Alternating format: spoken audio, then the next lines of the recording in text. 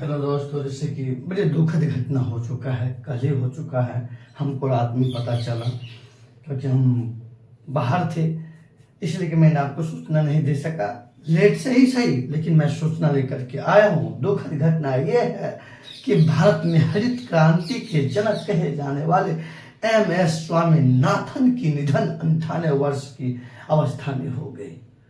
आइए तो MS स्वामीनाथन, देखिए, इनका जन्म हुए थे 7 अगस्त 1925 ईस्वी को कुंभकोणम नामक स्थान के अंतर्गत, लेकिन इनका मृत्यु कल ही मतलब 28 सितंबर 2023 ईस्वी को अपने निजी घर चेन्नई में इनका जो है ना देहांत हो गए। चेन्नई तमिलनाडु के अंतर्गत, चेन्नई तमिलनाडु की राजधानी है। अब आइए, तो भारत में इसे हरित क्रांति का जनक माना जाता है। हरित क्रांति का जनक माना जाता है। तो भारत में हरित क्रांति का जनक MS स्वामीनाथन को माना जाता है, जिसका कल ही 28 सितंबर 2023 ईस्वी को 98 वर्ष की अवस्था में लंबी समय से बीमारियों से जूझ रहे थे और अंत में अपना ये सांस ले लिए। और ये उम्र का था प्रभाव, जो है ना, उम्र भी ज़्यादा हो गए थे और उम्र के अनुसार कई रोगों से आदमी ग्रसित हो जाते। तो उन्हीं में से हमारे MS स्वामीनाथन भी, मैं दिल से शुक्रिया से इसका जो है ना शुक्रिया अदा करता हूँ। अब आइए, तो हरित क्रांति, तो अपना भारत में हरित क्रांति की शुरुआत हुआ था। आइए, भारत में 1967 और 1968 ईस्वी में शुरू हो भारत में जो है ना भारत में हरित क्रांति की शुरुआत 1967-68 ईस्वी में हुई थी पहली बार। और जब भारत में जो है ये हरित क्रांति जो है ना, ये 2 फसल को प्रभावित किया, गेहूं और चावल को। अब आइए, ये जो है ना हरित क्रांति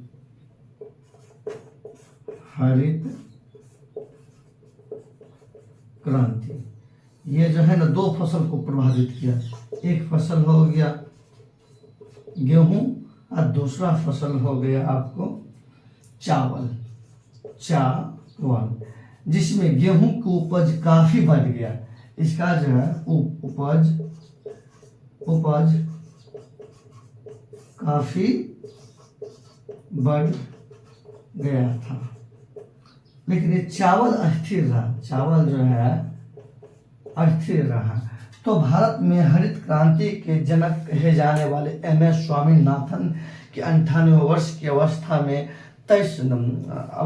2023 यानी कि 28 सितंबर 2023 ईस्वी को, यानी कि कल ही अंतिम सांस लिए। और भारत में हरित क्रांति का जनक माना जाता है। भारत में हरित क्रांति की शुरुआत 1967-68 ईस्वी में हुई थी और हरित क्रांति भारत में 2 फसल को प्रभावित किया, गेहूं और चावल को, जिसमें चावल तो अस्थिर था, गेहूं का उपज काफी बढ़ गए। आइए, तो ये तो पहली बात आई है। और इसे जो है 1967 ईस्वी में पद्मश्री सम्मान से सम्मानित किया गया और 1972 ईस्वी में पद्म भूषण से सम्मानित किया गया है। और उसके बाद 1989 ईस्वी में पद्म विभूषण से, और हमको लगता है कि अब बहुत जल्द इन्हें भारत का सर्वोच्च नागरिक सम्मान जो भारत रत्न है, इन्हें जल्दी से ये देना चाहिए। मेरा यही है कि इतने बड़े महान कृषि वैज्ञानिक, भारत के कृषि वैज्ञानिक, और इन्हें बहुत जल्द भारत का रजन मरणोपरांत भारत रत्न से सम्मानित किया जाए। अब आइए आगे देखेंगे कि 1983-84 ईस्वी में 1983 और 1984 ईस्वी में जो है ना, ईस्वी में दोबारा दूसरी बार भारत में हरित क्रांति का प्रयोग किया गया। दूसरी बार हरित क्रांति का शुरू किया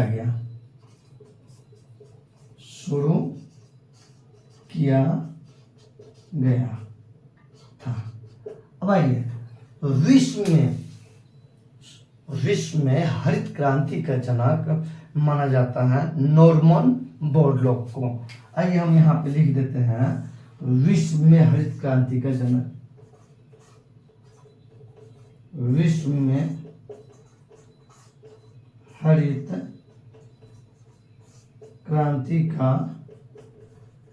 जनक, तो विश्व में हरित क्रांति का जनक नॉर्मन बोरलॉग को माना जाता है।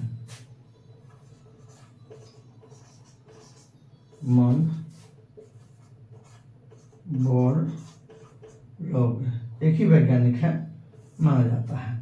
तो भारत में एम.एस. स्वामीनाथन को और विश्व में माना जाता है आपको हरित क्रांति का जनक नॉर्मन बोरलॉग को। अब देखिए आगे जो भी होगा मैं लाऊंगा, फिर मैं भी सूचना देने के लिए आपको वीडियो लेकर, जैसे ही मुझे जानकारी प्राप्त हुई वैसे ही मैं आपको विश्व में सूचना देने के लिए ये वीडियो लेकर के आ गया हूँ। और आप लोग मतलब सब आदमी जो भी देखिएगा बस उसको अंतिम संस्कार का जो होता है विदाई में सब जो है ना अपना घर से ही बैठ करके अपना दे दीजिएगा। धन्यवाद मेरे स्वामी एम.एस. स्वामीनाथन जी को हमारे तरफ से दिल से पूरा जो है ना सैल्यूट। धन्यवाद।